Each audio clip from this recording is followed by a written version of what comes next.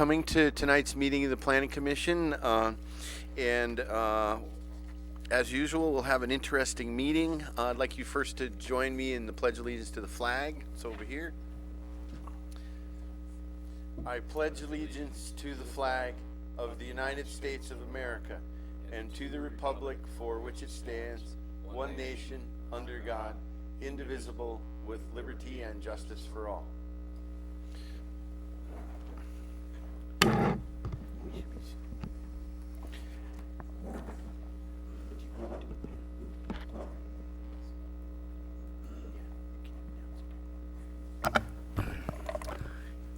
Mr. Chairman, and members of staff, and members of the public, I've asked the chairman, and he concurs, that it would not be inappropriate for all of us to take a moment of reflection in remembrance of the events that happened recently in Paris. We'll observe a 1-minute moment of silence.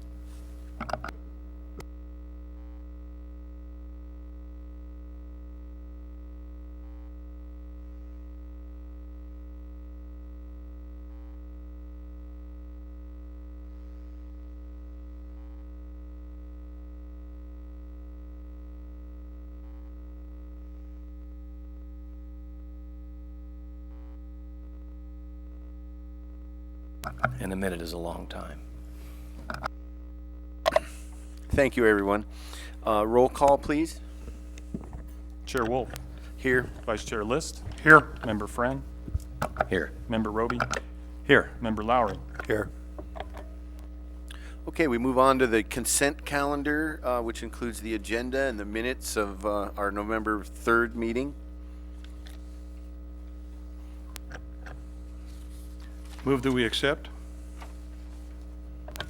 Second. Signify your approval by saying aye. Aye. Aye. Thank you. We'll move on.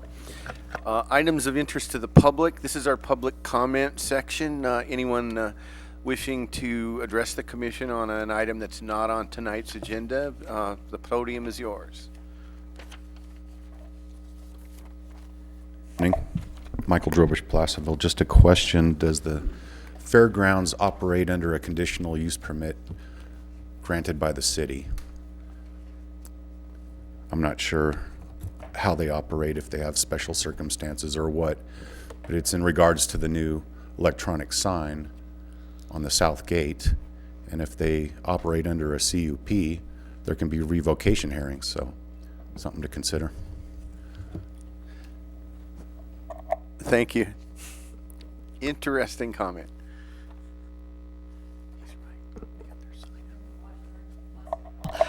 Quick question concerning a later item in your agenda concerning the conditional use permit for 618 Main Street.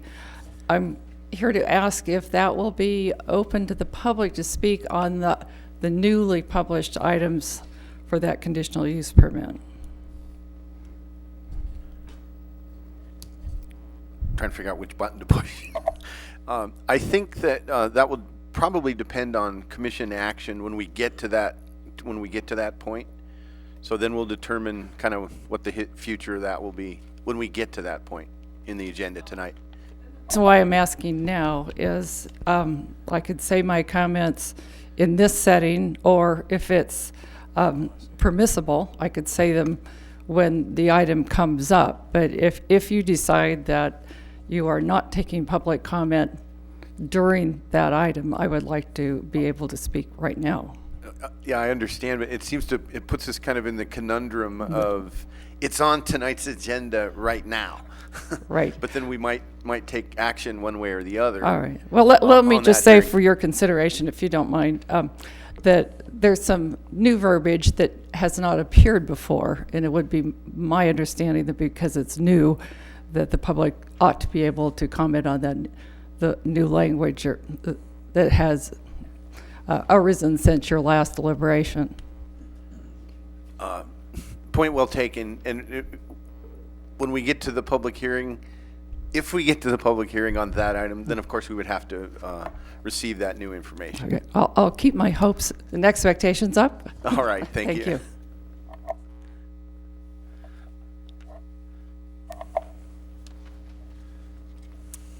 Good evening, Kathy Lishman. It looks like everybody in the audience is going to speak on public comment tonight. I just wanted to let people know, if they didn't, that tomorrow night there's a special show on Nova that features Goldbug Mine here in Placerville. And it's a new PBS series called Making North America.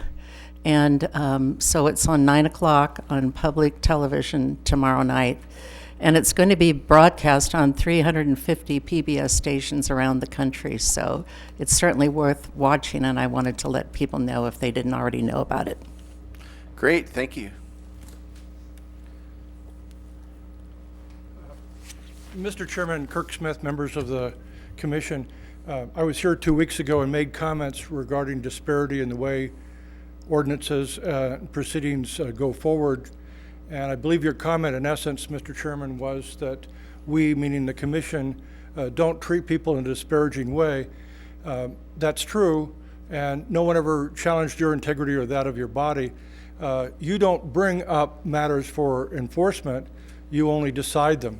My experience with the subject, to let you know why my interest in the proceedings came about, was just over 5 years ago when I was the court-appointed conservator for my father in the late stages of Alzheimer's. And our family had been slapped with a notice, a nasty notice, like about 60 other businesses in town, that said that we had an illegal sign. And then it went on to describe certain rules and state that if you don't take it down in so many days, it's going to be taken down for you and a lien will be put on your property. The same kind of similar notice that the Howe property received this year. And so it did say that you can bring it up to the city council, although the word appeal wasn't used, and I did. And I presented the case that our situation for that property, that pole sign, was comparable to Stansel Motors, which was between tenants. And that was the issue that I described, because there was no specific issue presented to us, although many could have arguably been done. I only addressed the one that had been brought to my attention, which was that the sign was not in use as of that moment. So the council, we described very specifically the tent night exactly what we would be doing to bring it into compliance. We were told by the mayor the decision was you have 6 months to bring it into compliance. There was no statement about 6 months to tear it down, and we did exactly what we said we'd do. And the sign was put up. And then we get a notice from Steve Calfee, a letter that describes all kinds of new issues that were not before the council.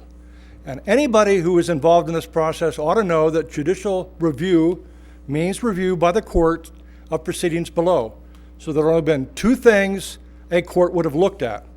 One is the notice from Steve Calfee for the city, and the second one would have been the record of those proceedings. That's it. It's not what's said afterwards. So, and that went on for 5 years. And I told Pierre Rivas and Cleve Morris when they were on the site for different purposes that sign's not coming down unless you want to spend the rest of your lives in litigation, something subtle like that. Well, last week, after the close of your proceedings, I asked staff, so if you're operating equally, where do I go to bring my complaint about the abandoned sign at Caro's property? And very firm terms was told, it's not abandoned. It's between tenants. It's just like your case. You were right. Okay, now just why is it that it takes 5 years to hear that? 5 years, and you tied up my property. We didn't complete the process because it was stalled when we got a letter after the fact that was not part of the original proceedings. So no court anywhere was going to look at proceeding something that's after the fact. So that's my most recent experience. Nobody sent a letter and said, oh, we've thought it over and we've revised our thinking and we agree with you. It's to be told the night I was here the last time. That's just one example of the disparity in the way it's done. And it's quite different, by the way, at the way the same office handles code enforcement for building codes, because they send you a letter that simply says, it's been brought to our attention that you're building an awning and without a permit, please bring this information to our attention in 10 days. But it's not accusatory. Language that Mayor Acuna at the time thought was out of place. And this office still does it. Thank you. Thank you. Anyone else? All right, we'll move on. Thank you all for coming tonight and offering your comments. Any written communications for us that we need to be aware of? None that are well, there is a member of the public has brought these forward. This, I believe, relates to item number 6 Oh, okay. on tonight's agenda, so I'm sure that he will announce these at that time. All right, thank you. So we'll move on to the next phase of the agenda, item 6. This is reconsidering the conditional use permit and site plan review and a request for a variance at 618 Main Street, and I would suspect we have a staff report. Yeah, Mr. Chairman? Yes. And if I may, with the prerogative of with the permission of the chair, I had a conversation with Mr. Howe, the applicant, on this project. Actually, he spoke to me briefly after our last meeting, and then I subsequently had a conversation with him on this. As a result of that conversation, I am interested in offering 2 modifications to what we approved conceptually last time. One involves the sign, the complete removal of the sign, a modification of that item, and then also an alternative to the bollard and chain that would involve a landscaping kind of barrier. Staff has, now Mr. Howe notified me then that they were going to be out of country for tonight's meeting. And for whatever reason, they weren't expecting this to be on the agenda, but they had plans anyway, even though we said it would be continued for 2 weeks. Staff has indicated to me that as a result of the items that I would like to bring forth for the commission's consideration and the fact that the applicant is not here, that it would be appropriate to continue this item to our next regular meeting when it can be heard and we could have a public hearing and the applicant could be present. So we could still hear the staff report if the staff believes that's in the best interest. Otherwise, I would request that we move to have a continuance to next regularly scheduled meeting. Is that appropriate? I'm sorry, I think I missed the last part of what you were saying, but a motion to reconsider the conditions that would be appropriate to move forward as a continuance, if you want to reconsider those items. All right, so there's only I would need to make a motion to reconsider. A motion to consider continuance based upon the items that I want to consider modifying. Is that what you're saying? You're reconsidering items that, from staff's perspective, you had placed as part of conditions of approval of the project. Correct. I'm just not entirely clear how to frame the motion. And then, just so I'm clear too, then that means we would have a motion to continue, state what the reasons are, and then that allows us, one, to have the applicant present when we take final action on this item, and it would provide public input, an opportunity for public input at the right time.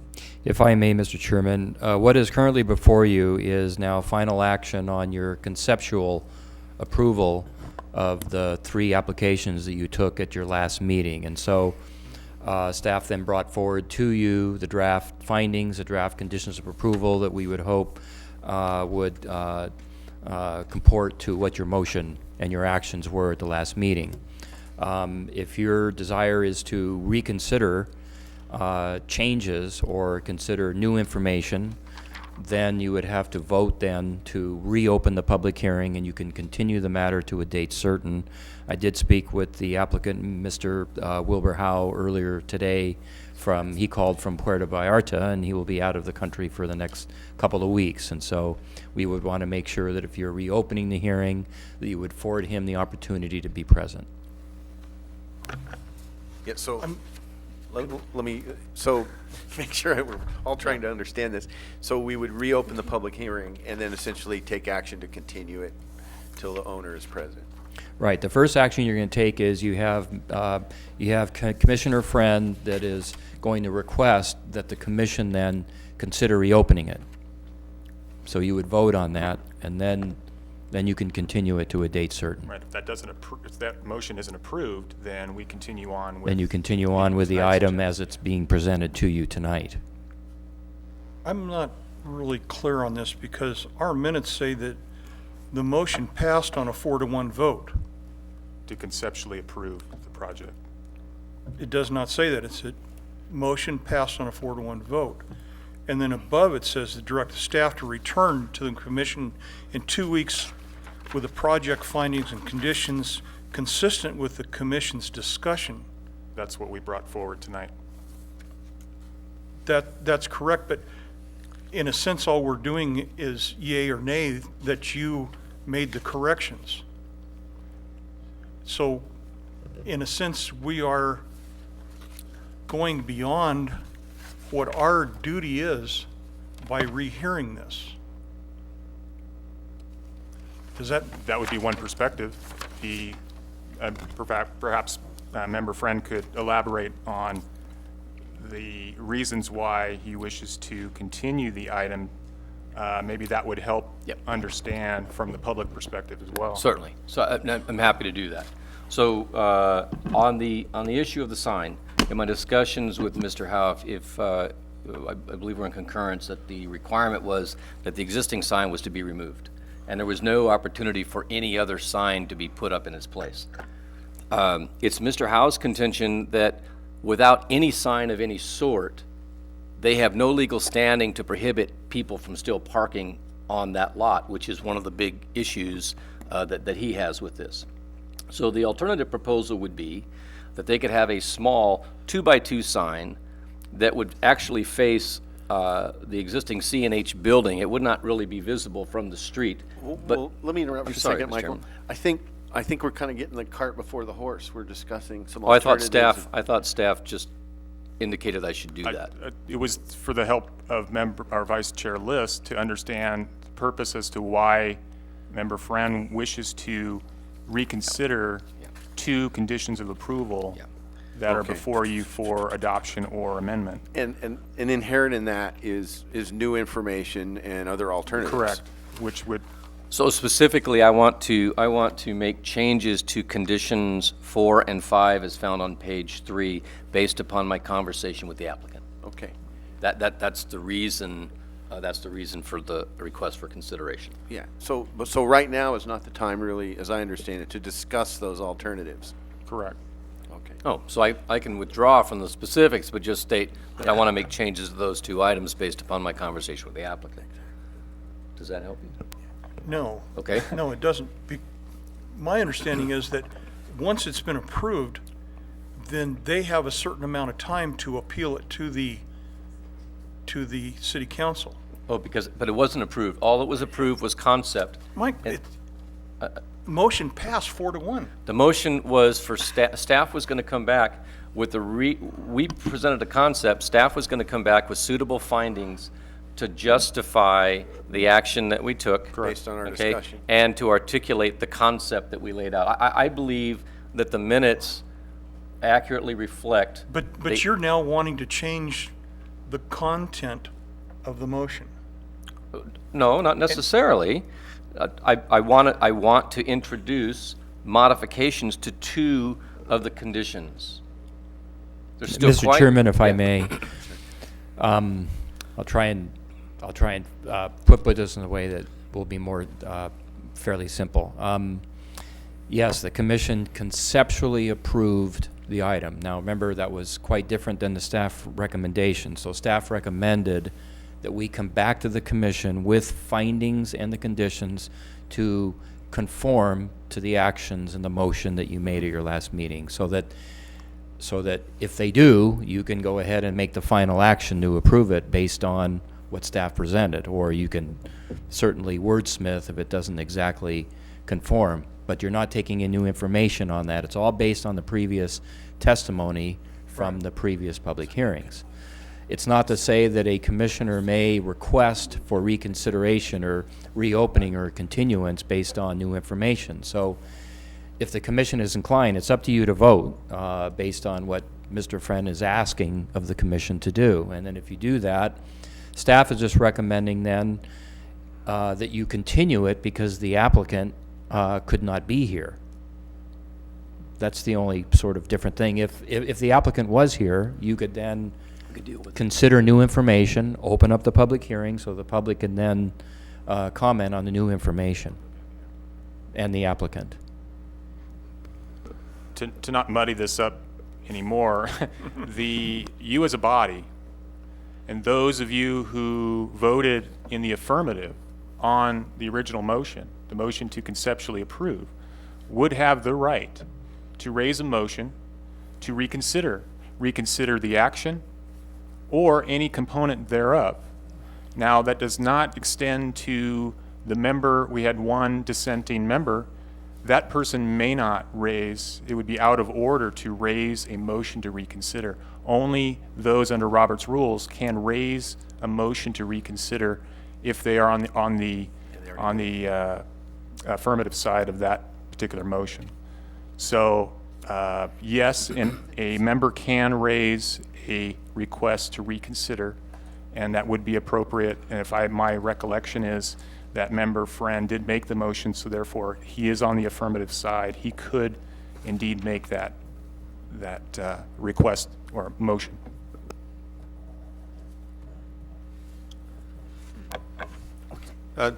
What I'm unclear of is if any urgency exists to do these changes prior to the applicant's return and ability to attend and participate in this proceeding. So I don't know, am I missing the urgency story here? Or can it wait till Mr. Howe gets back? It's not a question of urgency, it's just a question of fairness. You're not prohibited from taking action and moving forward without the applicant being here, because the applicant was here and should have been aware. It was all announced that it was going to be on a date certain for tonight. But out of fairness, I think you would want the applicant to be here if you're going to reconsider his applications. Yeah. And because there's going to be public testimony, and again, it would be fair for the applicant to hear that public testimony and be able to respond to that testimony, respond to comments from the commission and such. So then, is now the time to make a motion to continue this item until the next? I have a question first. Could we, in the interest of clarity perhaps, can we tie two actions together? Could we, as a commission, vote to reopen the item and continue it?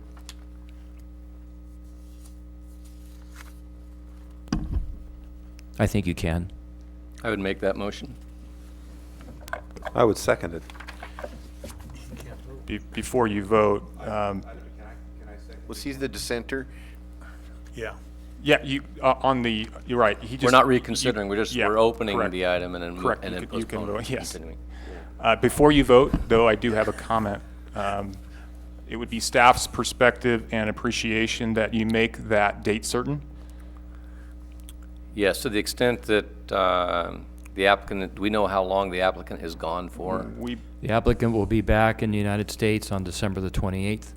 So those will have to be continued. I'm to sorry, next- November the 28th. November 28th. So our first meeting in December. We would prefer, we don't have, that would be the only item.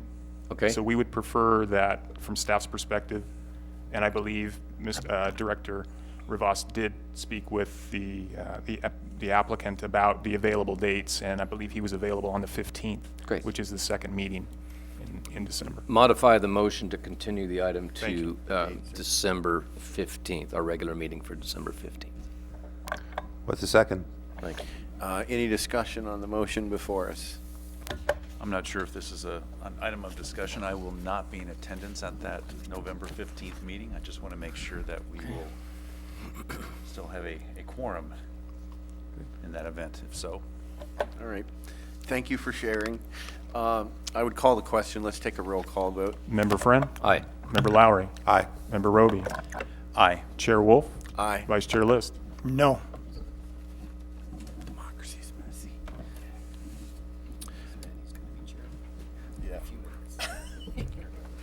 Okay, we'll move on now to new business. We're past the public comment section. Sorry, guys. Oh, I'm sorry. What did you not hear?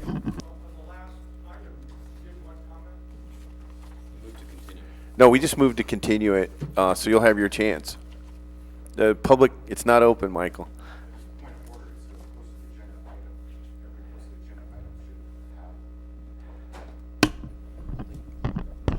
I don't think if we continue it, that's true. Yeah, I mean, you're going to have your opportunity for public comment. Quite honestly, I don't know myself, but it seems fair and reasonable to continue it, let the applicant be present to hear all sides, because that's our intent. Mr. Chairman, if I may, that question came up, and I actually asked that question with our city attorney, and the question was in regards to the public's ability to speak on an item, and the public does have a right to speak on any item. The issue is well, it's not really an issue, but what needs to be considered is that you didn't reopen the public hearing, so we would only stress on the public that wishes to comment on the project now that it's been reopened, that introduction of new information, it would be preferable if that was done in the presence of the applicant. And so, but it's not to say if somebody insists they want to speak, you can give them their 3 minutes and they can speak to the item, but it's just public comment. Oh, okay. Because the hearing will be continued.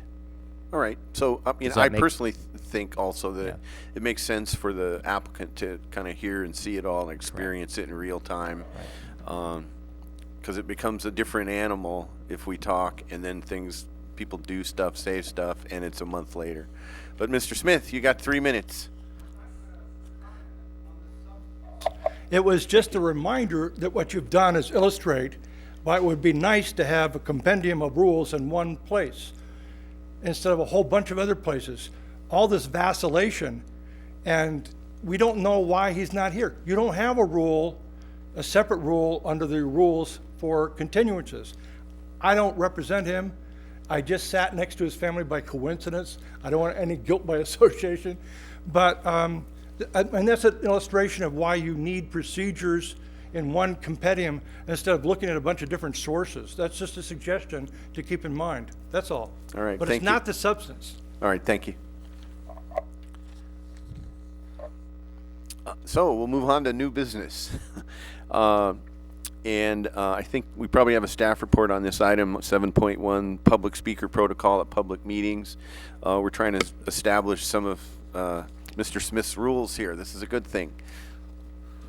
Yeah, I do. This item is before you due to an email that the city clerk, Susan Zito, provided to staff in regards to one article or bylaw under the Planning Commission bylaws that, quote, under Article 10, subsection E, number 2, it indicates that each person speaking is invited to the lectern to state their name and address and spell name if necessary, which is in parenthetical reference. Per City Clerk Zito, this statement is in opposition to the Brown Act, which states, quote, a member of the public shall not be required as a condition to attendance at a meeting of a legislative body of a local agency. In this case, the Planning Commission can serve as a legislative body as defined under the Brown Act, to register his or her name, to provide other information, to complete a questionnaire, or otherwise to fulfill any condition precedent to his or her attendance. If an attendance list, register, questionnaire, or similar document is posted at or near the entrance to the room where the meeting is to be held, it shall state clearly that the signing, registering, or completion of the document is voluntary. Staff found similar language under Article 10, Article 9, subsection H, which has kind of a similar request. It's not a request, but it's a invitation for the public to come up and provide comments. In response to City Clerk Zito's email, staff has proposed for discussion tonight one possible action for you to consider and possibly amend your bylaws. Those are on page 2 at the bottom of the page, under using the underline and strikeout, as staff feels that those would remove the language that would appear to be in violation of the Brown Act.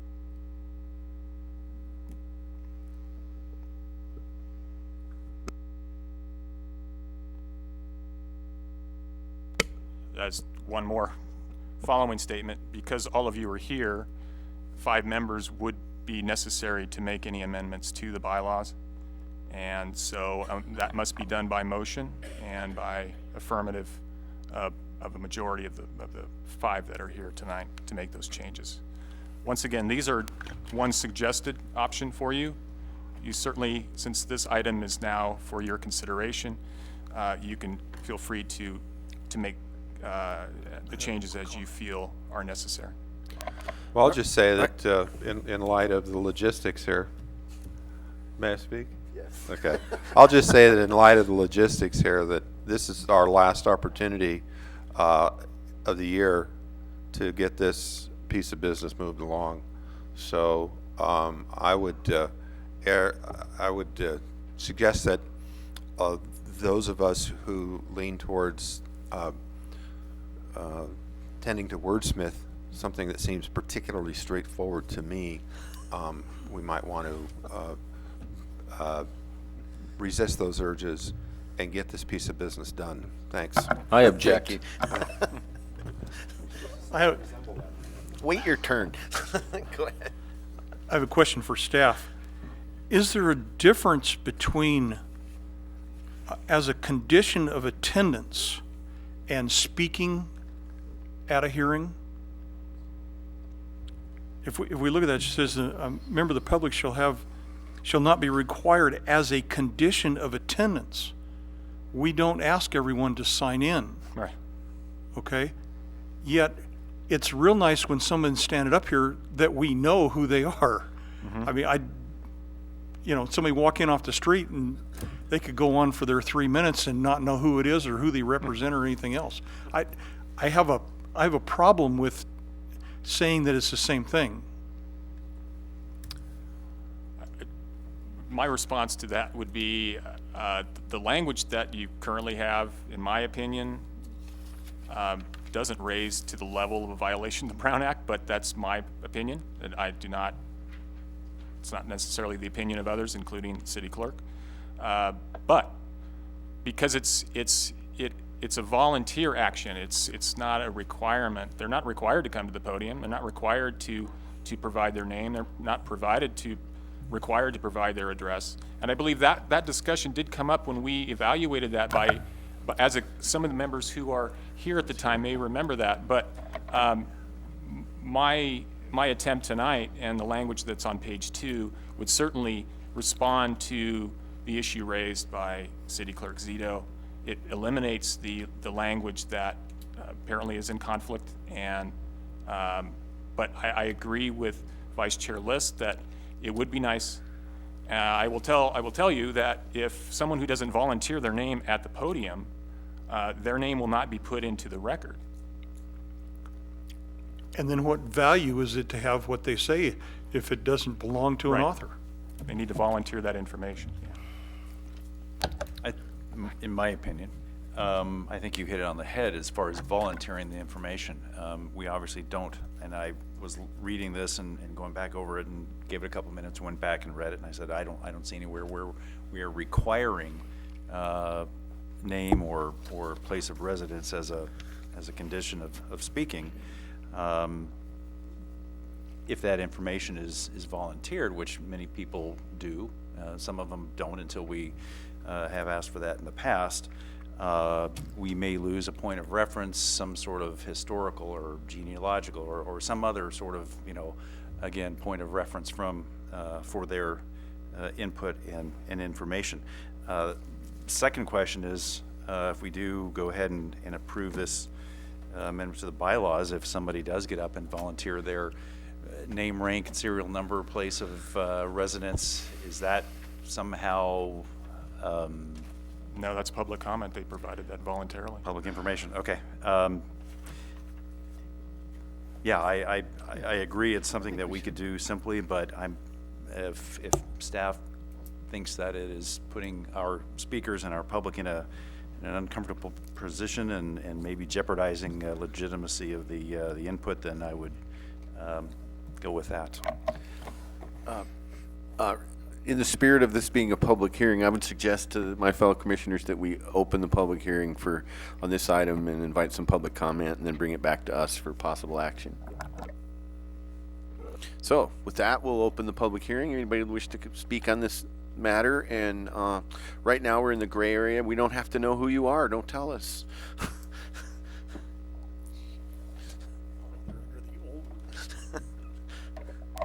Even if this is state law, right? So even, and I had a problem with it back when I first started going across it, even an illegal alien from out of this country can go to any California governmental meeting, get up and speak to any agenda item, and there's no way you can require name or address to participate. And rulings have determined that attendance means participation, including speaking. So staff report was very good. I like their language. It's suitable. If you wanted to insert voluntarily, you know, I think you'd be covered. But also, I don't know if it was last meeting or a previous meeting, when I came up to the podium and did not give my name, you know, a commission member announced my name. And so I think that was inappropriate and should be avoided. And then my name did end up in the minutes on that, even though I did not give my name, which I don't care. But I think it's good to get in line with the Brown Act. So very good. Thank you.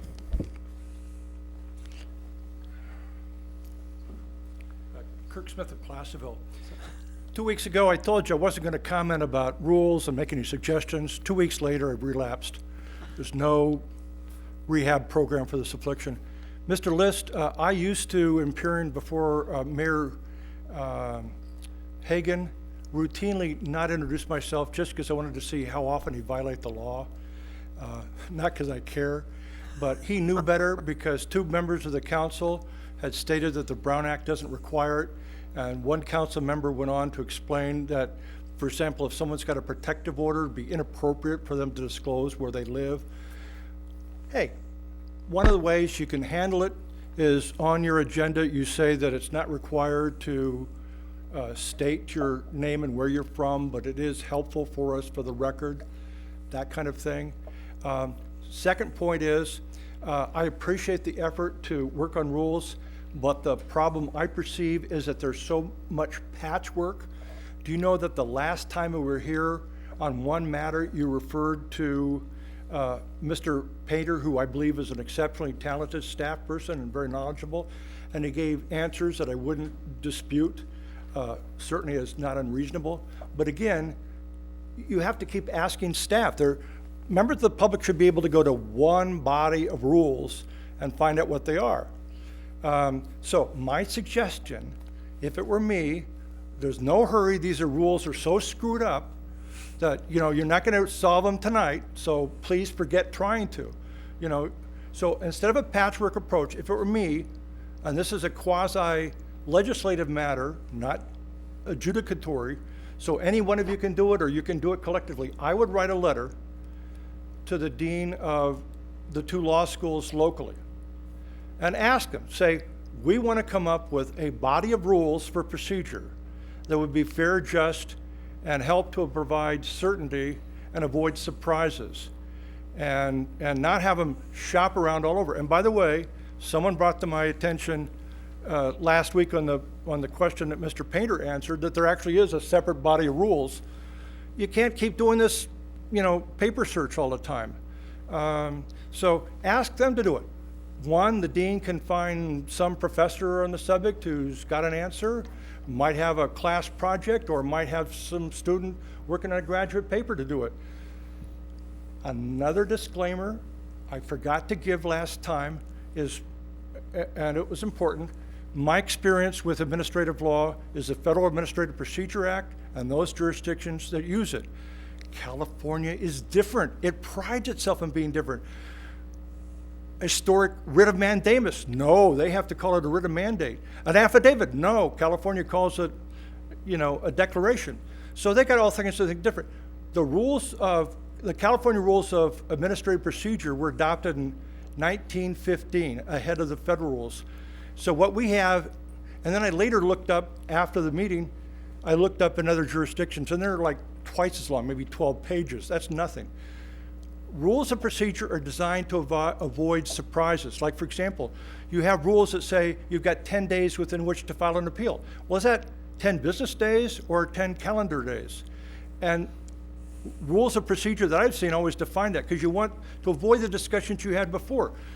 Every rules I've seen say that you can apply for a continuance based on just cause. I know Wilbur and is worried about his wife having health problems. I know he had health problems. I don't know what the reasons are. These are things which you could solve by turning it over to somebody else to do a thoughtful job. And thank you very much for reminding me my time is well overrun. Thank you. Thank you. Thank you, Mr. X.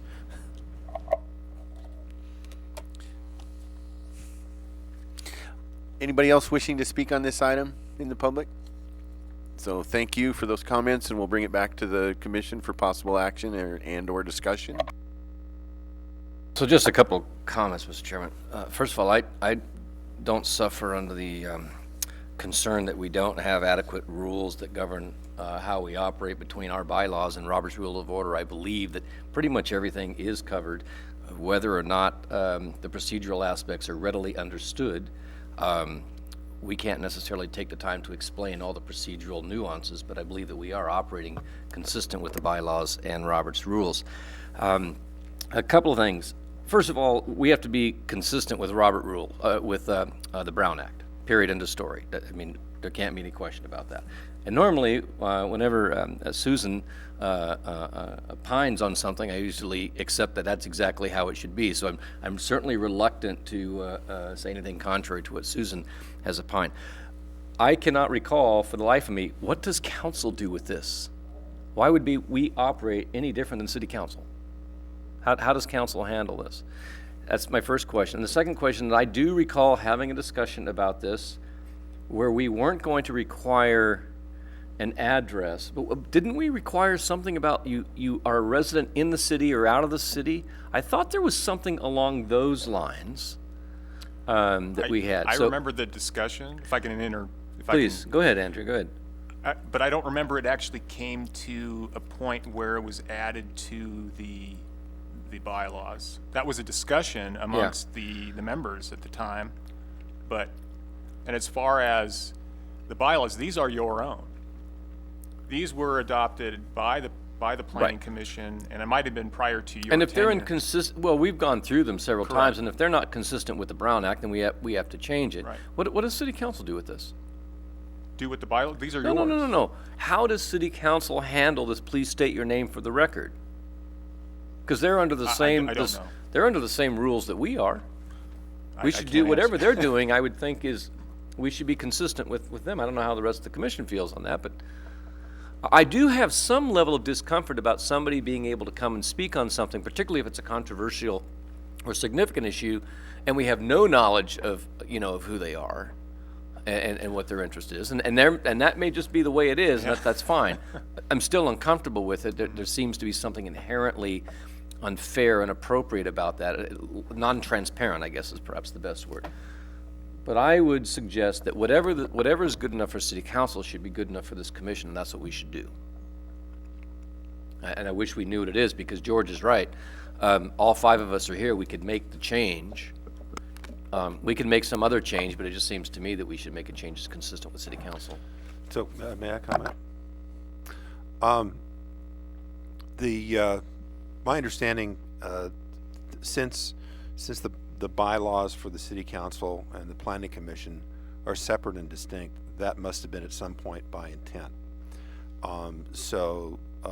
Andrew said it a couple of times, the planning commission bylaws are a creature of the planning commission at that point in time. In no way is the city council bylaws regarded as a controlling document for the planning commission within the bounds of legality and that sort of thing. So I think the only thing that we as a commission need to consider for ourselves is what is it going to require for us to comply with the law as we've been advised by the city clerk, and whether we decide to accept that or dispute that. But I think this is an action that the commission can take completely within its own purview. And so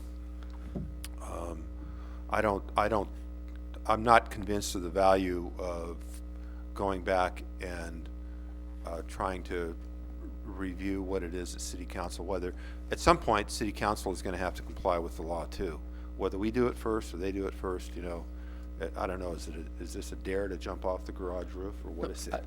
I'm sorry, I mean, I concur, George, that these are our bylaws. I'm just suggesting, I'm assuming, I'm operating on the assumption city council is already in concurrence, is compliance with the Brown Act, and so if they are, then why don't we just do what they do? That's all I was suggesting. I realize our bylaws are separate, but I'm simply saying they still have to comply like we do. I was just suggesting, why don't we mirror theirs? And since I don't know what it is, I can't offer anything. One last question. On the letter, there is a paragraph that states, if an attendance list, register, questionnaire, or other similar document is posted at or near the entrance to the room where the meeting is to be held, it shall state clearly that the signing, registering, or completion of the document is voluntary. I'm just wondering what would differentiate that from a member of the audience providing their name or city of residence, whatever, voluntarily. I'm going to make a motion.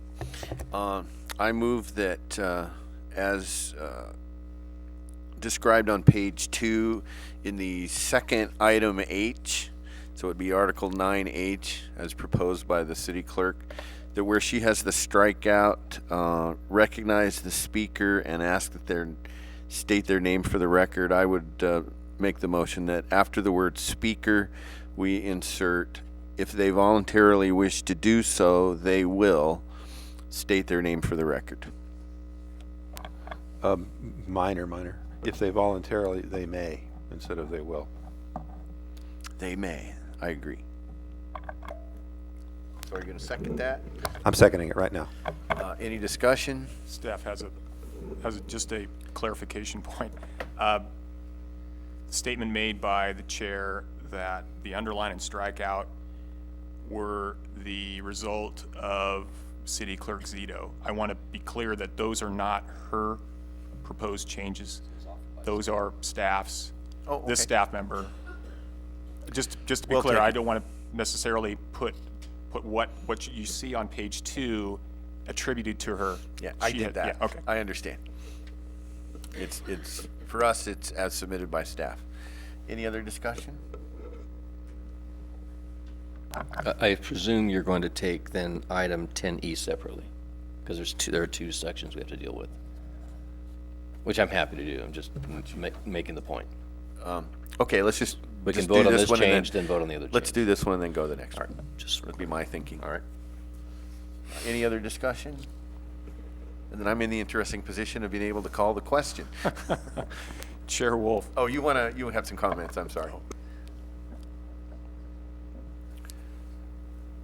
This is great, we're making them confirm. I think from our perspective here, we're a little confused on the insert language that you want. Yeah.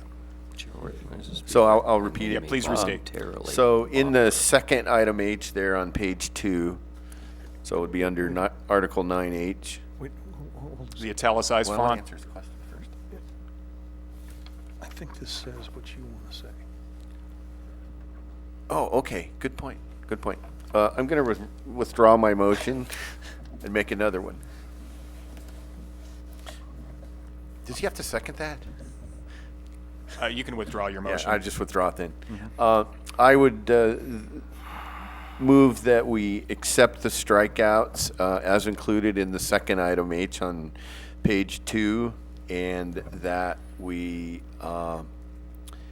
add to Article 10E on the bottom of page 2, in lieu of the strikeout, state their name and address and spell name if necessary, and is requested to voluntarily state their name.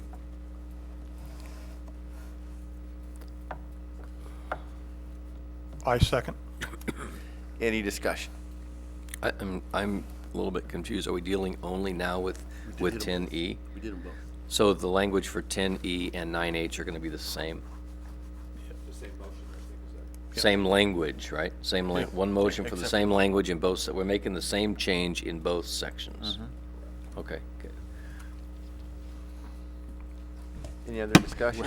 So can, just for clarification, staff will read then what E2 should state.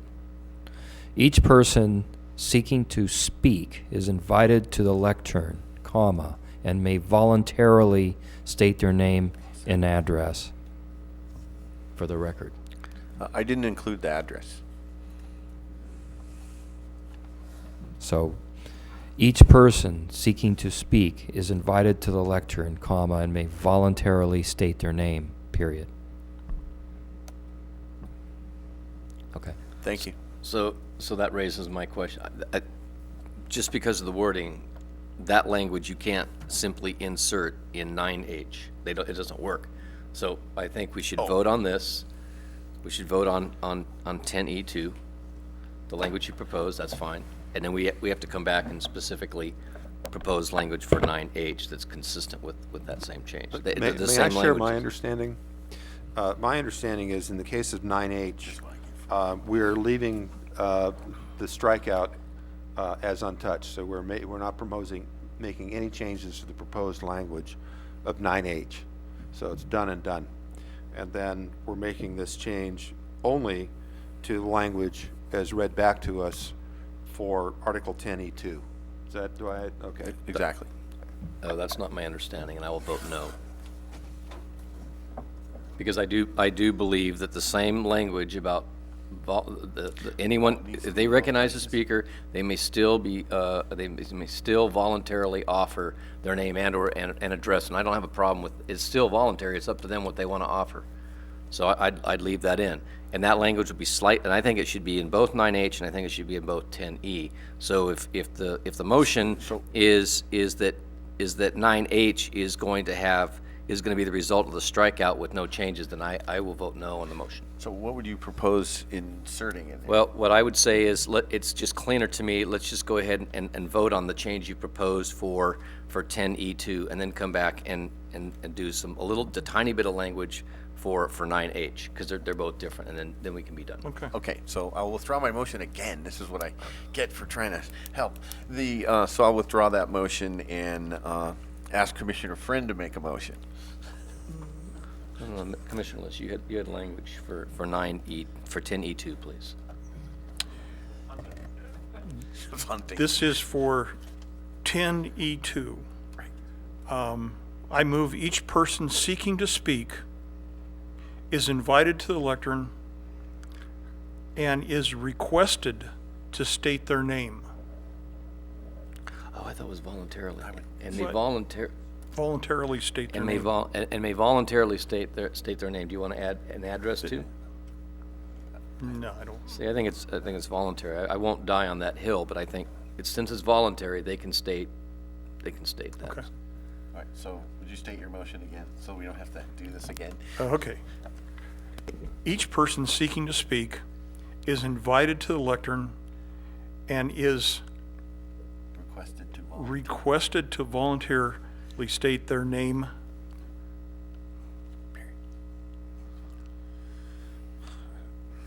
Second. I'll second it. Any discussion and comments from staff? Yeah, I think staff has some comments. I don't know if that meets the intent of the Brown Act. I think if you want to encourage someone to provide their name, maybe that is the language that you should put. We invite them to the lectern and we encourage you.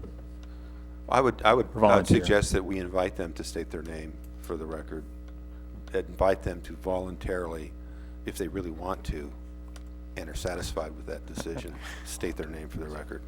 You get my point is, why don't we just say invited to state their name? Invite them to voluntarily. Invite them to voluntarily correct. state their name for the Voluntarily record. state their name. Fine. You Okay, concur? so- All right, so can someone help us and read that back?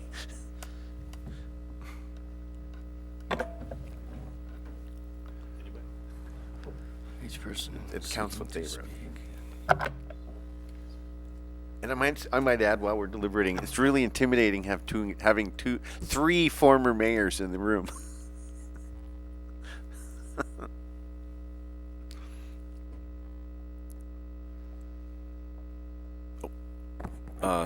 Andrew, did you get that? Can you read that back for us? Staff is still confused. It's really to the final language that is agreeable to the motion maker. Is the word voluntary used? Correct? Okay, I think we're looking for the gerund form here.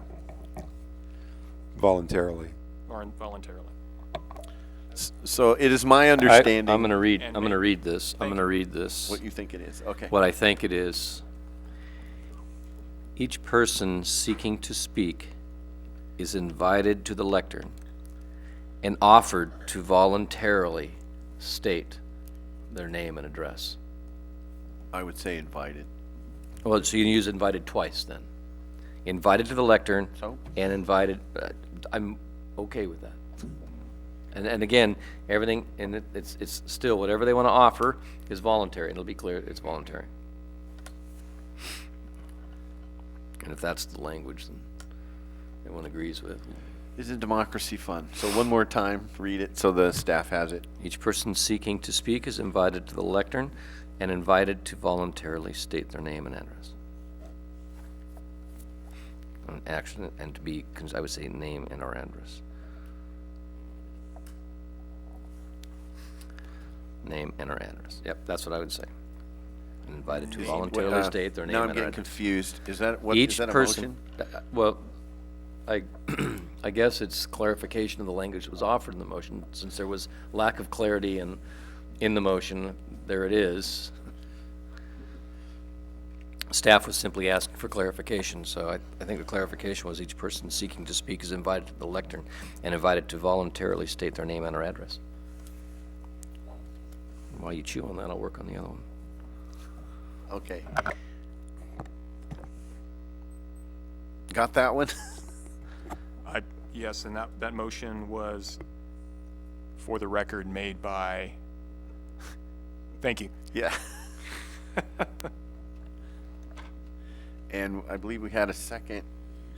Oh, I did, yes, that's good. Then the next question follows is, are we doing a Saturday Night Live skit here? Okay, so we have a motion and seconded on the floor. Is there any discussion on the motion? Call the question. All right, we'll call the question. Let's have a roll call vote, please. Vice Chair List, Aye. Chair Wolf, Aye. Member Friend, Aye. Member Roby, Aye. Member Lowry. Aye. And Mr. Chairman, I want to point out, and I don't know if we really paid attention to this, this was for Article 10 for each specific agenda item. And when we have a specific agenda item like the how, I really think it's appropriate to include the name and our address. I do think that's important. Now, on 9H though, which I believe is open comment, items of interest to the public, then I think it can just be a name, and I'm prepared to make the language, off language on that. So I would move that the sentence that begins after speaker's time to 3 minutes, so it's the sentence that has the strikeout language. That sentence shall read, the chair will recognize the speaker and invite them to voluntarily state their name. It may, for the record, probably is correct, actually state their name for the record. So that part won't be struck out. All right, one more That's- time. Okay, so the chair will recognize the speaker and invite them to voluntarily state their name for the record. Second. Motion and second. Any other discussion? I am a little confused on one thing. Down below, you want to add the address, but here you don't. Because on as I said, This is, Article 9 is talking about items of interest to the public. That's where. Okay, be- okay. Item not on the. All right, I yeah. understand, okay. I'm clear. All right. Clear as mud. Let's go ahead and call the question. Roll Member call, Roby? please. Member Roby? Aye. Member Friend? Aye?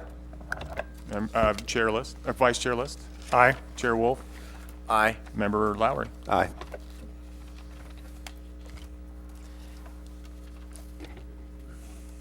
Okay, I know this is an awkward moment, but I have a personal matter I have to attend to. It's kind of urgent. So I'm going to excuse myself from the meeting and turn the gavel over to our extraordinary vice chair. Oh, thrilling. He's so cranky. Keep that. Just switch chairs. So you got that. Okay, moving on to 7.2, City of Placerville Development Guide, draft update. Yeah, that would be me. Before you tonight is the draft version of a document that this Planning Commission, as well as other city bodies, have had a chance to look at in various capacities. Staff had provided to you, in fact, in order to avoid having the entire document in front of you over the last couple of years, staff would bring forward a chapter or two or three to consider. I know some members who are there, up there tonight, were not part of that review, but some of you were. And those date back to the 2013, in the winter, the spring, summer, and fall of 2014. Due to a variety of other duties, staff has not had an opportunity until recently to come back to you with the final update. And one of the caveats that staff provided to you during those workshops back in 2013 and 14 is that what you saw back then was really the raw language in an underline and strikeout form. We had taken out most, if not all, of the photos and graphics and things.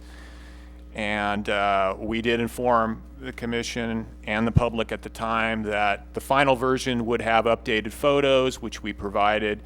We've had several staff members provide those to us, as well as some, maybe a city volunteer and a student intern. So I also want to provide this as an opportunity to thank the various committees and commissions that have been involved with this review. Now, these are outlined on pages 1 and 2 of the staff report, and that includes the Historical Advisory Committee. When they were still seated, they did review sections of this document and provided recommendation to you, and those recommendations did come before this body for consideration. We also asked the Community Pride Committee to look at the plant palette in the plant list, which is Appendix A of the document. They did so. They provided that information to you. I don't have the date in which it came back before you, but the final version is in this document this evening. It is part of the appendices of the document. And so staff wants to thank not only this body and the public for providing comment over this long process, but we are at a point where staff would like the Planning Commission to provide comment on this draft version. And if it's to a point where you feel it can be recommended to City Council, we will take that to them for their adoption by resolution at a future date. That concludes my report. Once again, underline and strikeout is the metric that we use to show the difference between the old and the new text. So that really concludes my report. I'd be happy to hear any comments you have, especially typos and things like that. We'd like to get corrected before final version is published, so to speak. I also want to make one last statement, is that the copies that you did receive, we had some problems with our copy machine. So there is some smudges on typically the header and footer of the document. I apologize for that. I apologized when the document was presented to you back in October for your review and look at for the last 20, 30 days or so. But the final version, we have had our copier fixed, so future versions will be crystal clear. And I also should mention that each chapter is posted to the web like our old document, so you can see the changes. You can see the color photos if members of the public don't want to download the document, which is, I believe it's over 100 pages or close to it. So those are available too. It's linked to the city's website, and I will stop talking now. Okay. I think at this point, we'll open it up for public comment. Is there anyone in the public that would like to address this issue? I want to remind you, I will hold you to 3 minutes. I have a question on that. Do you want me to just go through everything that I had a notation on? Or would you prefer to go chapter by chapter? It's up to you, how you want to spend your 3 minutes. Okay. Recommendation that you add some of these older, excellent City of Placerville photos into any blank page that you have. I think it would help to give a feel and sense of place. Is the speaker intending to submit those to the city? Yes. Okay. Especially towards the front of the document. On page I-1, I guess, bottom right-hand corner, goals of the general plan. Is that supposed to say development guide instead of general plan?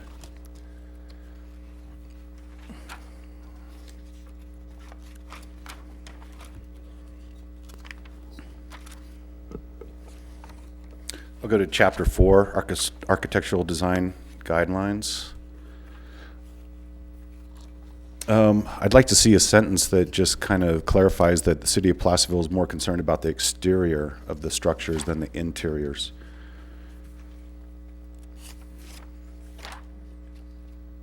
And overall, this document is excellent. I love the photos.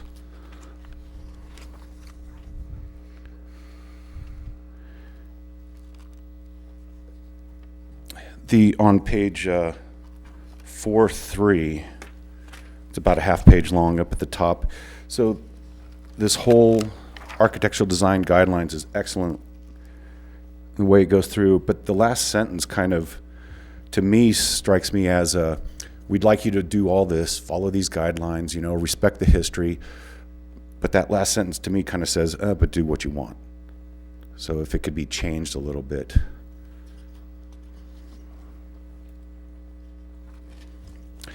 And just on the next page, the old historic inventory, if you can block out any personal information, I see a person's name and address. It might not be current, but be easy to line it out.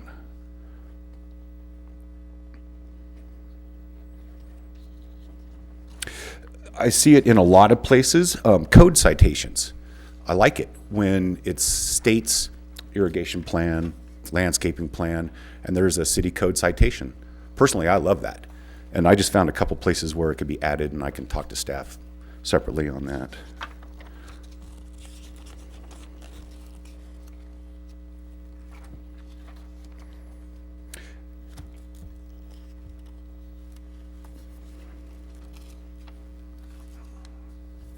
On page 4-15, 2 photos, and the language in between the 2 photos on mine is completely smeared, but it's inappropriate building materials.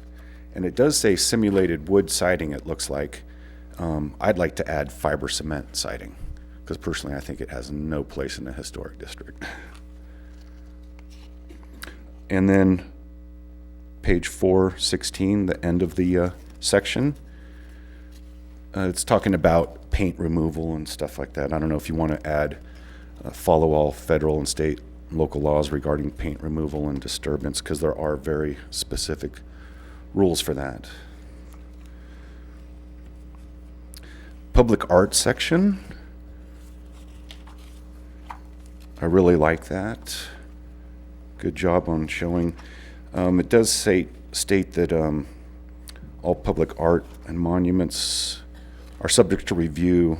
I guess subject covers it because murals are exempt, although I'd like to see them come to review before this body. In the next chapter, I guess it's 8, hillside development, natural open space. I'd like to see a notation to the general plan and scenic highway 50 that basically offer protections to our major ridge lines. They are specific in the general plan and that they must be protected. You can't just go put a giant tract home development up on our major ridge lines. So just a nod to that.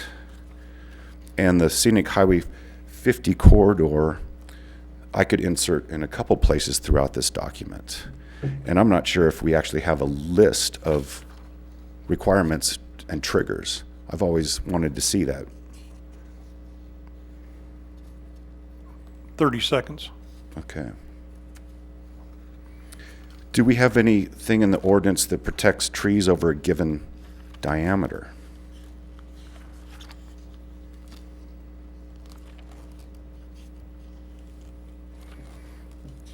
And I believe that a maximum of 10 trees per parcel can be cut given under our ordinance. Is that true?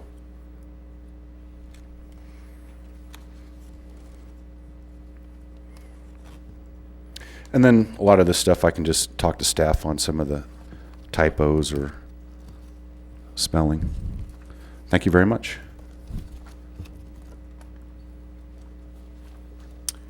Anyone else like to speak? Okay, close the public hearing, bring it back to the commission.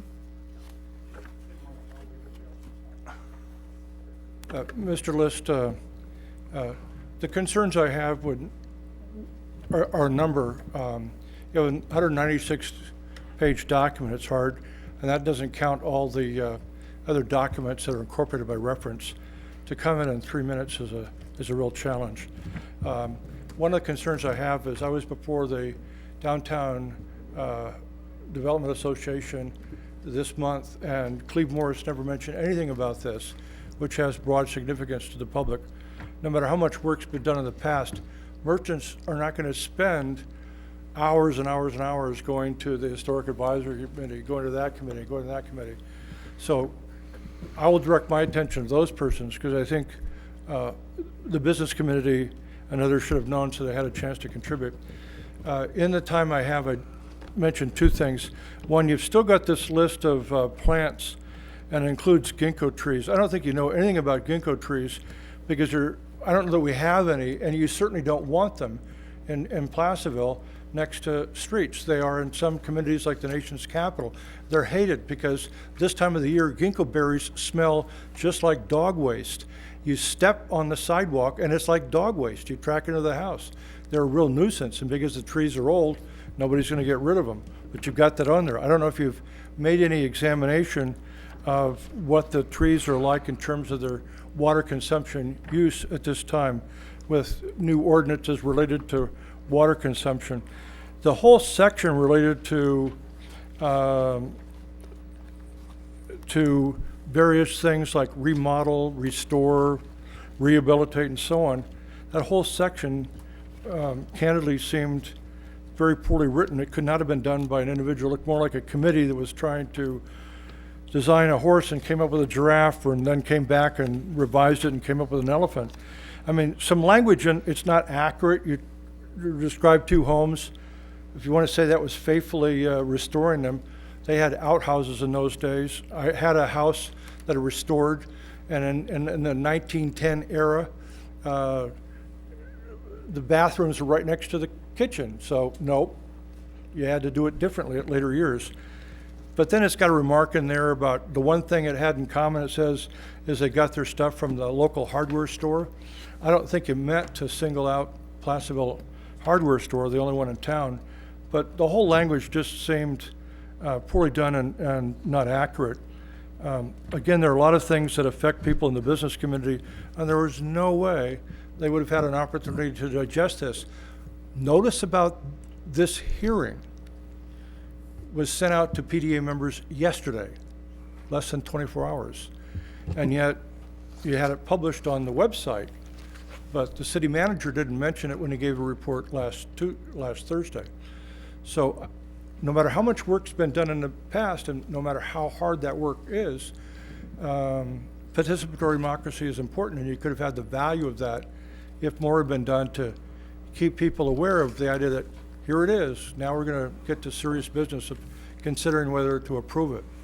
Those are my concerns, the best I can do for 196 pages in 3 minutes. Thank you. Anyone else like to speak from the public? Thank you. Bringing it back to the commission. Commissioners?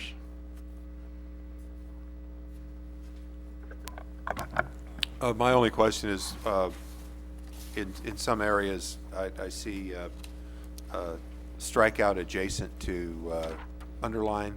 Does that get collapsed into a final language in the document that's going forward to city council, or or is the intent to continue? Well, now let's see. I had the page, and then I think it was in the landscaping section. Is the comment that it cannot be construed as to what is underlined and what is struck through? No, I just wondered if that will be, if the intent is to, does the document that's going forward to city council, I guess with the understanding that it's a draft update, then the strikeout and adjacent to the underline replacing language is appropriate to keep it in there at this revision of the document. Is that kind of the intent? I understand your question. I think what you're saying is when the Planning Commission concludes its recommendation, will this document then go forward to the City Council with the underline and strikeout? Right. So, for instance, page 14-5, down here, section 4, landscape plans. There's a couple of, 10 is struck out, 15 replaces it. Right. You jump down here to number 9, and there's a wholesale change in the language on who's licensed to do what under what BNP code. So the question is will this continue in its current appearance at this rev, or is there an intent to kind of collapse all that stuff out before city council sees it? I think the staff's intent is to provide the council with what has been proposed by staff and or amended by this body moving forward, so they can see the difference between what the current language is and what is proposed. The document that gets approved as final will have all of the underlying text removed, not removed, All but the strikeout, and all the strikeout. text Thank removed you. and the underlined text. Yeah. So the Inserted without underline. Correct. The final version would be the ultimate appearance of this document minus the strike through and minus the underlined text.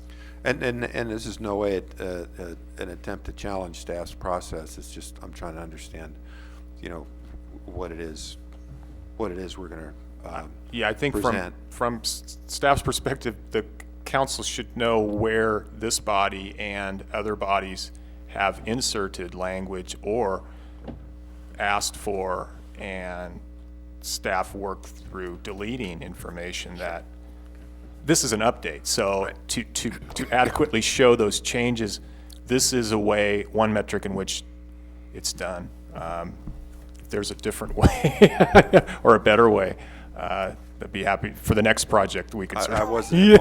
I was not implying that at all. Well taken. And the other question I have is, this is a draft document. It's clear to me from the staff report that there's been an ongoing effort to get to this point to seek out and integrate public input. Correct. To this. So, are we intending to iterate through additional cycles of this seeking and integrating public input And if so, how many iterations are we prepared to conduct? I think if I can, the answer to your question, if tonight you feel that there is some additional language that you would like to see before you make a recommendation that the document go next to the city council, then staff would return with those changes, if you so wish, or the relevant pages we will come back with. Yeah, I guess To what I'm avoid getting at printing. is we've had two sincere and voluminous comments attempted to be made within the confines of 3 minutes, and I think that's a fair amount of time at this point in the process. But you know, are we going to integrate those? You know, like going through a Word document, you know, with changes turned on. Mm-hmm. You know, should we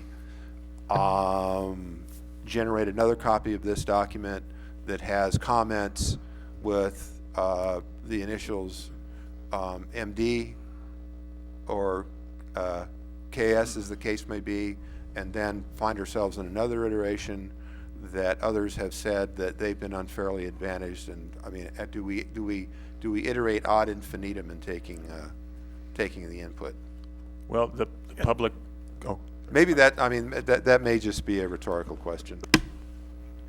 Staff can correct me if I'm wrong, but we have had, I've been on the commission almost 2 years now, and we have had numerous public hearings on this document.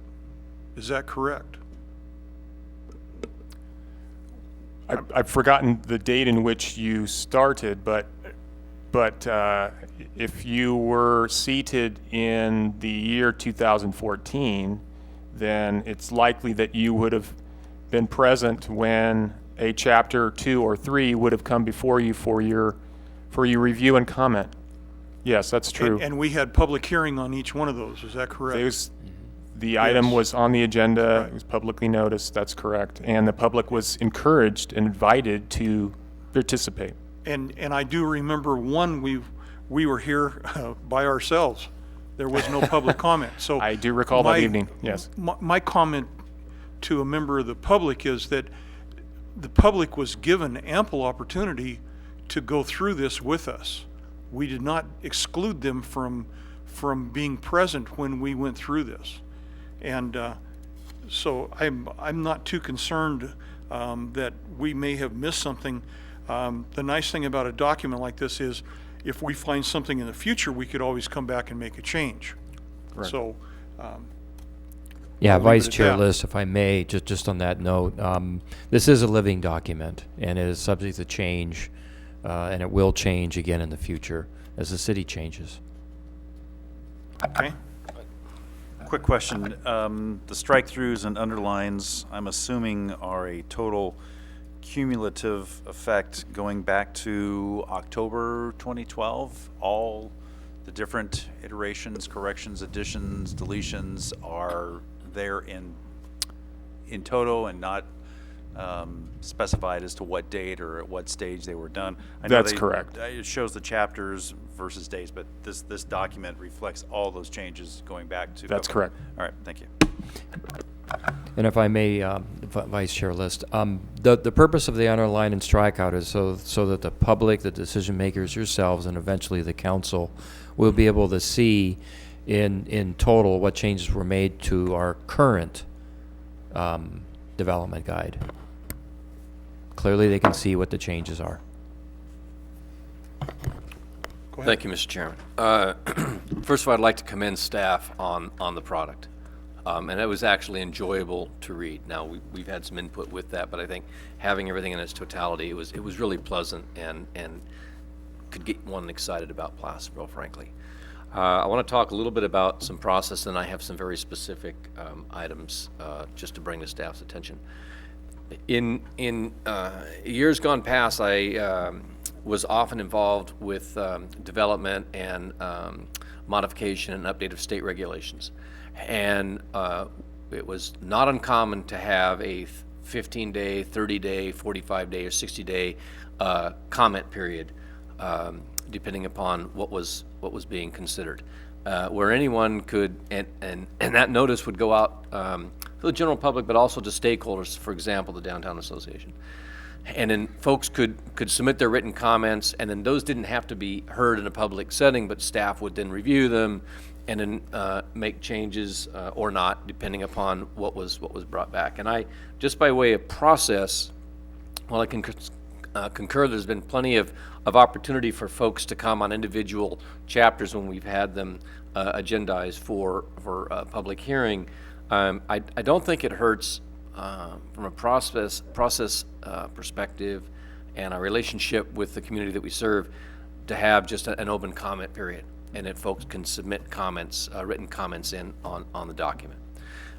Having said that, I was disappointed that the city engineer left because I wanted to ask some questions on something that is actually not in the document.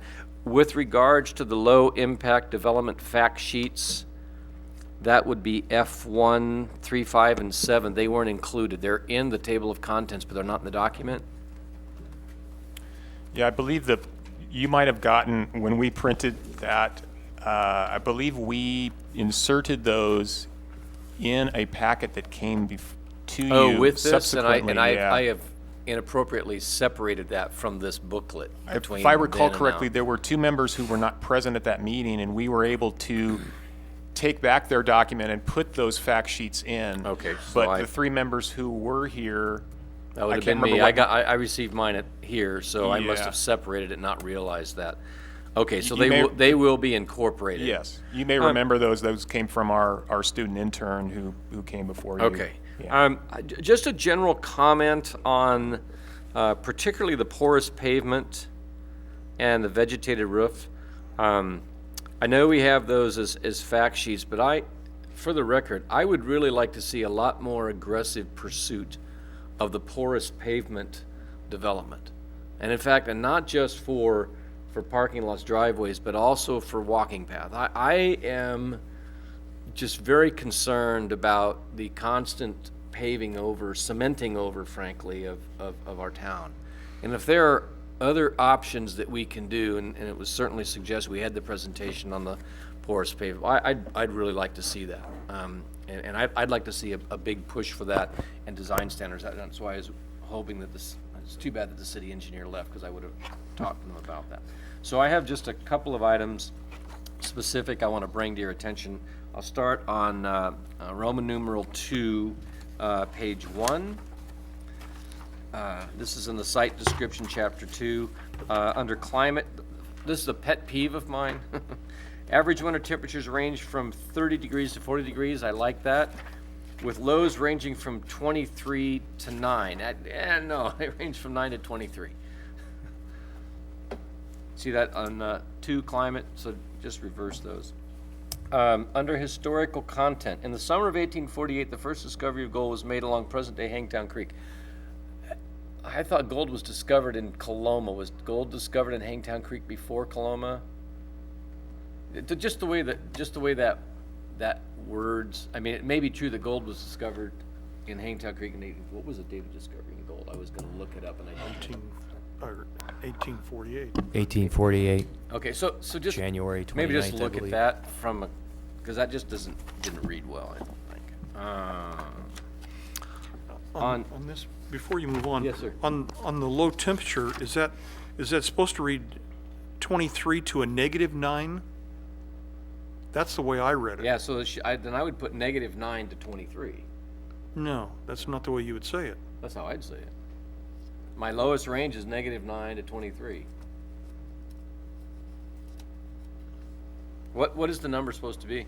Supposed to be a -9? That's pretty. I think it's supposed to be a 9. A 9 degrees is the low. Okay. 20, yeah.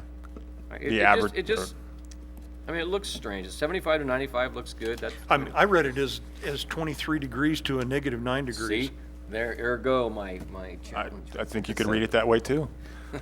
I would also add that all of this historical climatic data is subject to being obsoleted. Yeah, okay. Cool. We can grow more hops at higher elevations. On page, chapter 3, on page 3 and 4, particularly with the description of Smith Flat and the proposed land uses for Smith Flat area, but also equally on the Broadway and Placerville Drive.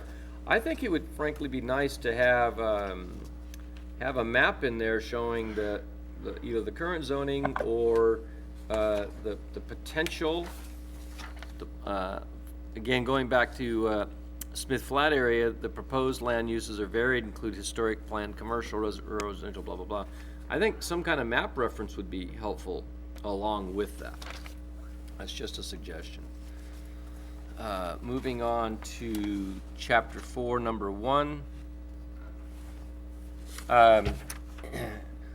In the right-hand column, the paragraph above the photo, it is suggested that a property think of their home.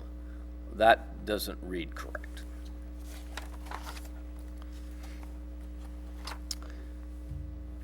Let's see.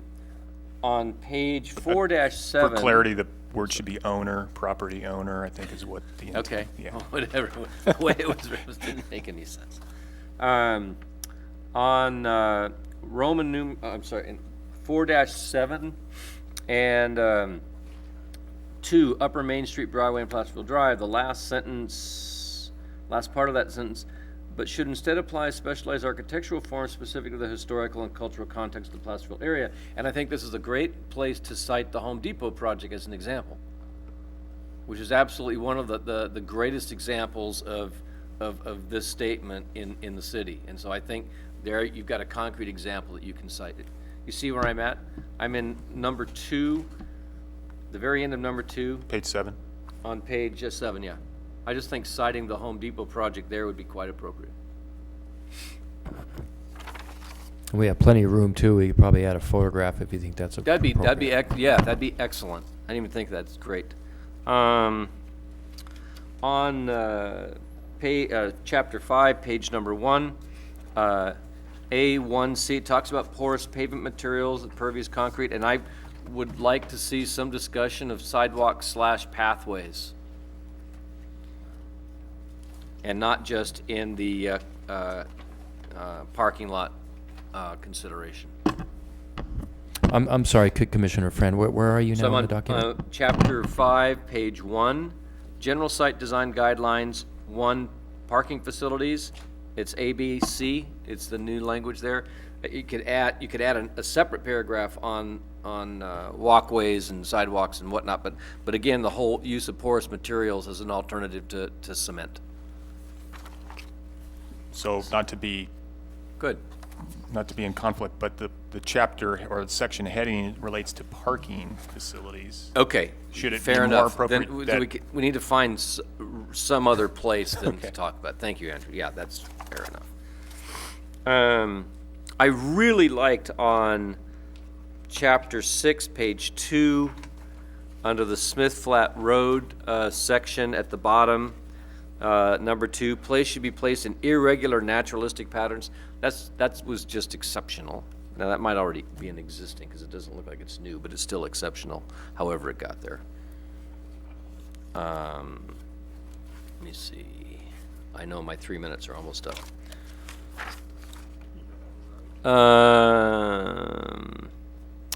On 8, page 2. Number 8, where retaining walls are required, these elements should be constructed using natural stone wherever possible. We don't want to, are we discouraging the use of brick in this? We want to specifically go to natural stone. Steve, where you are again? I'm on 8, page 2, number 8, section 8. I mean, I like stone, don't get me wrong, but I think brick can also be quite attractive. I'm on, again, we're on chapter 8, page 2. Yeah, here, up here.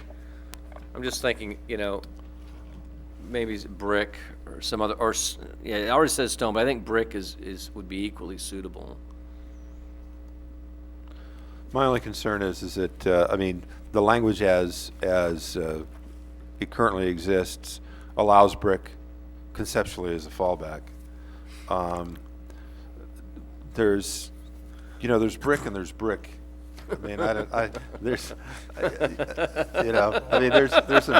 some truly attractive Now, that's brick. a profundity. There's Sure, decorative brick. There's decorative brick, and there There's are plain varying Jane opinions brick. on what constitutes a decoration. I just don't want to see us, being forced into creating, a brick aesthetic standard to. Certainly. Again, the simplest language to me is wherever possible. So if you don't have native stone, then maybe use some brick. That's all I'm saying. Out of my immense respect for Commissioner Lowry, I conclude my comments on this. With one exception, there was a mention about the ginkgo tree. I don't know anything about that. It might very well be true, and it'd be worth checking out. Thank you, Mr. Chairman. Anyone else? My 2 cents worth is one of the things I did when I was going through this document was go back to the flow charts and highlight every box that indicated Planning Commission was involved, and there's only about, I don't know, a dozen or so.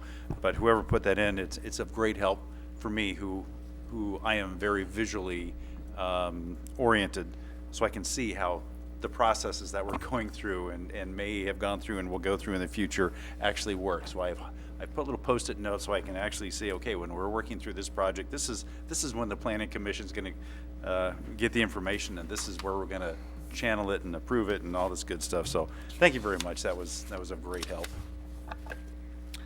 I just have one comment. Section 12B3 states black paint on light standards. We had talked about that at our hearing on lighting, and because most of the standards in town are British racing green or some other color of green, that I think it needs to be included, black or green. If you remember anybody on the commission remember that? Yeah, thank you, Vice Chair List. I do recall that discussion, and it might have been you that brought that up. So that's an omission on my part. We will certainly add green to the possible colors of a. Is there a specific color of that green is? I believe that's forest green is what the manufacturer calls out for those decorative streetlights downtown. Mr. Chairman, I'm happy to make a motion if you're interested in entertaining one. Be my guest. So I would move that we recommend to the City Council the draft update of the Development Guide project exempt from environmental review as stated in page 3 of the staff report, and I would recommend the City Council adopt the draft update of the city's Development Guide as has been amended as represented and with our amendments as suggested. Is there a second? Second. For the record, who made that second? Thank you. Any comments before we call for a vote? Staff has one, Yes. possibly two. The comment by member Fran related to porous pavement and the desire that the city engineer still be in the room to just maybe vet that a little bit further. She is not here, but I will state that the city engineer is in the process of preparing, and I have referenced it on, it's not a complete document yet, but the city engineer is working on what's called the Design and Construction Standards Manual. And it is that document that will contain many of the LID, if not all of the city's LID standards as options for developers, contractors to use because of the MS4 requirements for minimizing off-site, water conveyance to try to retain that water and reduce, improve water quality off-site. That as we move forward, many projects will be there'll be options available to those developers to come up with a scheme to, and it could include a lot of those, including porous pavement opportunities. So we are aware of that. We appreciate the comment, and she is working on that document. It would be referenced, and we hope to scan all those documents and hyperlink to the this document as well. And I would just ask if you could emphasize to the city engineer about also considering sidewalks and pathways and that sort of thing in that discussion, in that consideration. You know, I'd also like us to be very clear-eyed about the differences in properties between a monolithic steel reinforced concrete or a monolithic asphalt crushed mix versus something that's an open cell matrix. You are going to see differences in compression strength, strength and shear. You're going to see different life cycles, expected lifetimes from these permeable pavements. That's not a reason not to do it, but it's something we need to understand, that in the service of improving perk down into the soil, we may be making some trade-offs with how often we have to replace that, and how strictly we have to have the PD enforce load limits on our city pavement as well. And that might be an internal discussion by the developer or contractor who is proposing to build a development project that includes those incorporations that necessarily are not part of the city's maintained system, but are privately maintained by that developer and or property owner. So yeah, that's something they may need to weigh in when they decide what option to use. That's true. Yeah. Okay, we're ready for a roll call vote.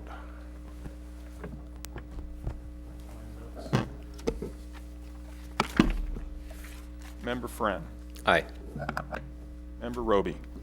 Aye. Member Lowry. Aye. Vice Chair List. Aye. Okay, that moves us to number 8, matters for the commission, from commissioners and staff. Anything from the commissioners? Only that I'm attending an all-day seminar, I believe, in Roseville on Friday. Rebirth of the region, I believe.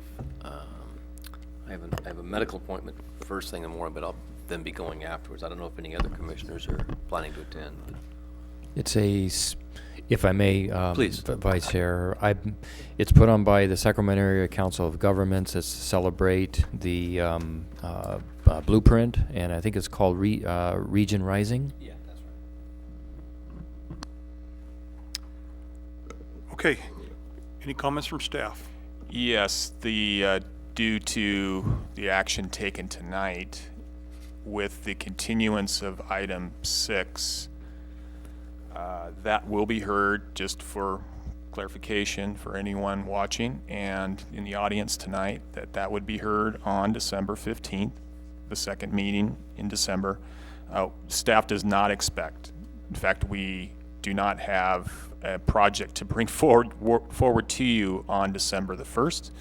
But on the 15th, there could be 3 or more items on that agenda.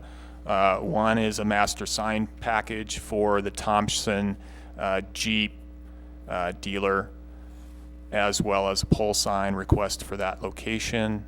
The continued item, as we talked about, and it's my understanding that there possibly be a third item that we will know more definitively whether that will, and I can't disclose what it is until council acts, but that item would be heard as well as a public hearing.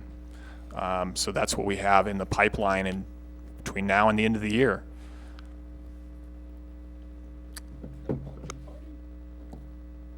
Anything else for the good of the order? This meeting stands adjourned.